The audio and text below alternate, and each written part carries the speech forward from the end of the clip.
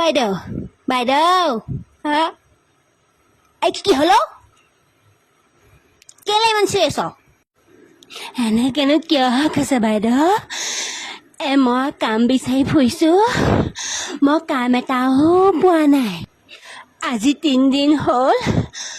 মই একোৱেই খোৱা নাই মোৰ পেটত 3 মহীয়া সন্তান এটাও আছে পাৰিলে কিবা এমুঠিমান দিয়কচোন মই খাই পেলাই যাওঁগৈ বহুত দব আহিছোঁ